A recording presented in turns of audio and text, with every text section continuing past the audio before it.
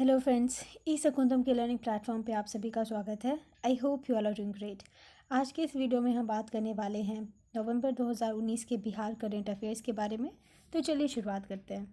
सबसे पहला न्यूज़ है कि न्यायमूर्ति संजय करोल ने पटना उच्च न्यायालय के मुख्य न्यायाधीश के रूप में शपथ ली। शपथ इनको दिलाई गई है बिहार के राज्यपाल फागू जी चौहान के द्वारा। पटना उच्च न्यायालय की अगर बात करें तो ये बिहार राज्य का उच्च न्यायालय है, जिसकी स्थापना 3 फरवरी 1916 को हुई थी। तो ये जो स्थापना वाले डेट होते हैं ना, अगर आप यूपीएससी के ऑप्शंस को देखेंगे तो क्योंकि कुछ फेमस चीज़ है जिसका ईयर सबको याद होता है, डेट नहीं याद होता, तो वो ऑप्शन में 1916 1916 1916 करेंगे, डेट चेंज कर देंगे। तो आप डेट भी याद रखें जब आप यूपीएससी का प्रिपरेशन कर रहे हैं। तो बिहार पटना हाई कोर्ट की स्थापना कब हुई थी? 3 फरवरी 1916 को। बाद में इसको एफिलिएट कर दिया गया था under the government of India act 1915। Next, प्रसिद्ध लेखिका हैं मनीषा कुलश्रेष्ठ। उनको उनके उपन्यास स्वप्न पास के लिए 2018 के 28वें बिहारी पुरस्कार से सम्मानित किया गया है। ये जो बिहारी पुरस्कार है ये दिया जाता है के बिरला फाउंडेशन के द्वारा। पिछले 10 वर्षों में प्रकाशित हिंदी या राजस्थानी में उत्कृष्ट कार्य के लिए राजस्थानी मूल के लेखकों को ये अवार्ड दिया जाता है।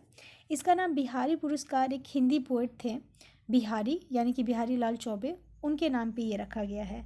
कितना प्राइज़ मिलता है that is not important. Important is कि मनीषा कुलश्रेष्ठ उनके नावल स्वप्न पास के लिए 28वां बिहारी पुरस्कार उनको दिया गया है। नेक्स्ट, बिहार सरकार ने राजगीर में भगवान बुद्ध की 70 फीट ऊंची प्रतिमा का अनावरण किया है। तो कहाँ पे अनावरण किया है? राजगीर में। कितनी फीट है? 70 फीट। और ये इंडिया का सेकेंड टॉलेस्ट स्टैचू होने वाला है भगवान बुद्ध का, तो इसलिए ये इम्पॉर्टेंट हो जाता है। नेक्स्ट, बिहार में पटना में 15 साल पुराने वाहनों और सरकार की पुरानी कारों पर पूरे राज्य में प्रतिबंध लगाया गया है।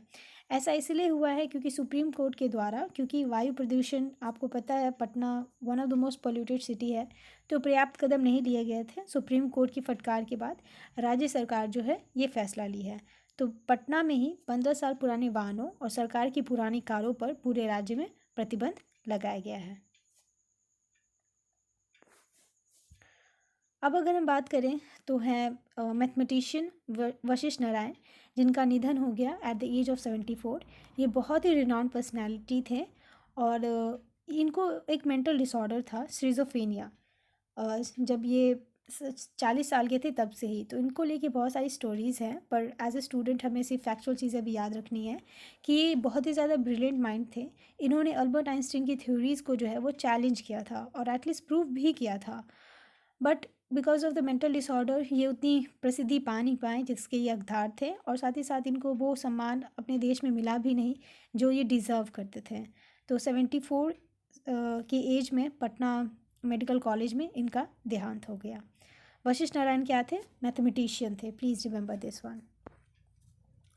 अब हम बात करते हैं कि CDAC यानी कि डेवलपमेंट ऑफ एडवांस कंप्यूटिंग जो है वो अपना 12वां केंद्र खोलने वाली है पटना में। तो राज्य सरकार पुणे स्थित centre for development of advance computing को पटना में अपना केंद्र खोलने के लिए 65.55 करोड़ रुपए का भुगतान करेगी। यह देश का 12वां ऐसा केंद्र होगा। तो CDAC अपना सेंटर कहाँ पे खोलने वाली है? 12वां पटना में। नीतीश कुमार यानी कि बिहार के मुख्यमंत्री पटना में भारत के पहले खादी मॉल का उन्होंने उद्घाटन किया है। तो राज्य की राजधानी में देश के पहले खादी मॉल का औपचारिक उद्घाटन किया गया, और ये ऐसा भवन होगा जहाँ पे खादी जो वस्तुएं हैं वो सब आपको मिलेंगी।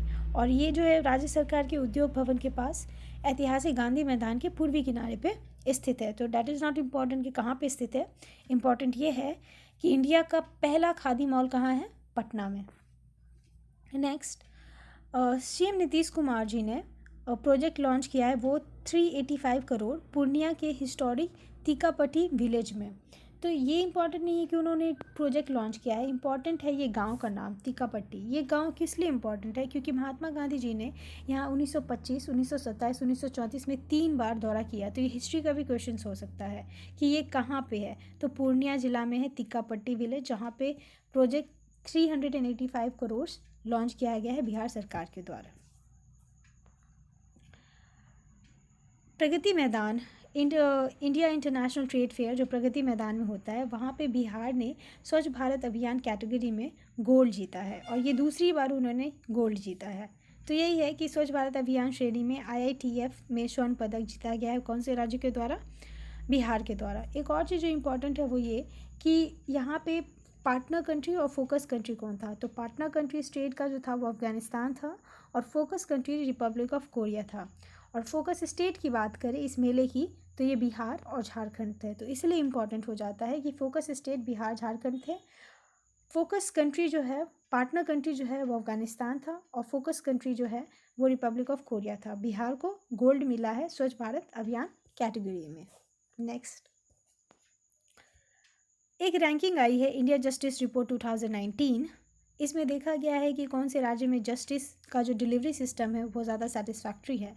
तो यहाँ पे महाराष्ट्र को टॉप स्थान दिया गया है और बिहार को बॉटम। तो आपको बस इतना याद रखना है कि इंडिया जस्टिस रिपोर्ट 2019 बिहार का रैंक क्या है? बॉटम, और महाराष्ट्र जो है उसने टॉप किया है।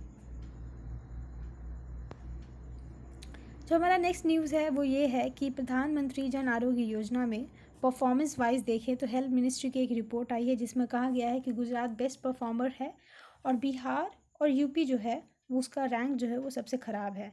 तो गुजरात बेस्ट परफॉर्मेंस है और Bihar and UP are the worst performer जहाँ तक बात की जाती है प्रधानमंत्री जन आरोग्य योजना के बारे में। तो this was end of this video friends. I hope you like this video कैसा लगा कमेंट में लिख के बताएं। प्लीज़ इसको ज़्यादा से ज़्यादा शेयर करें, जितने भी आप ग्रुप्स में हैं उसको शेयर करें, बिकॉज ये आपके फ्रेंड्स के लिए हेल्पफुल होगा। Happy learning.